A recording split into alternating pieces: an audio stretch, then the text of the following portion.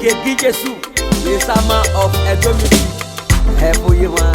Use no se la mene de managa be yo wa no naga ga gogo ugeme. No naga yore be ogene. Ike yore wo ba gbe da meri muna ne. Igba lo do ene, e ba le ro wa, e osie e. Ibi repeka, e mama ge baba sapada oga we se mo gbe o.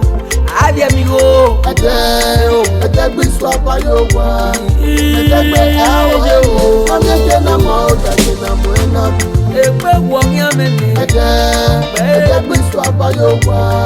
Na ke Ede gbe awo o. Ameke na mo da na mo na. Arere yore na nada woman. Adie mi o. Eki ogbe agafi oma. Yo. Adie mi te yo wa. Aza na we popo.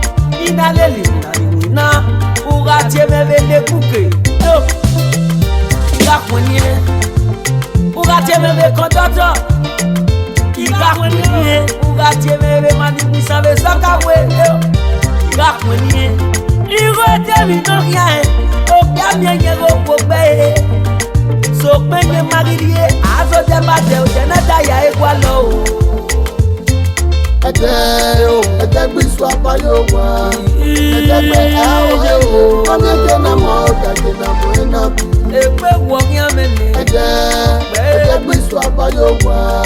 Na ke Ede gbe awo o. Ameke na mo da na mo na.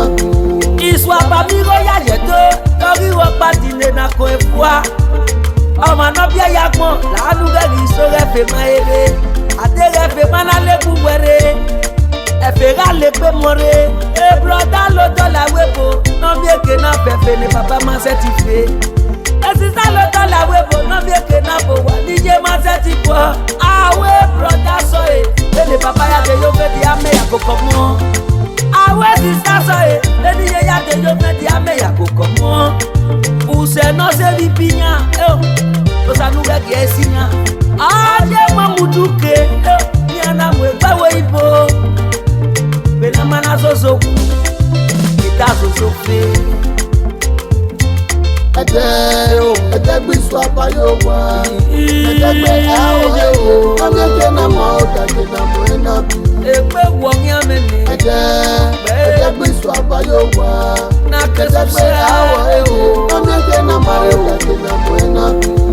mo amena ya ri edu na ri so won mo ọmọ ke pagari ogwebe ọmọ komata ari ko gwebe de asibi ara ko eno yari kai epo mo beri oni ọmọ agede ejegbe ni bio ejo wa ọmọ no agede yari bene oke yari era e pogo mi ni bio e oke yari e pokiyo oke yari okirije oke yari u ye oke yari egumege o Egiye Egba mo berio ni ugbe wogi to mi aladiane Ugbe egba mo berio nege mi ni wa ya so aye Atoka ke no gbe gbogbo Ede gbe swapa yo wa. Ede gbe awo o. Ameke na mo da na mo na.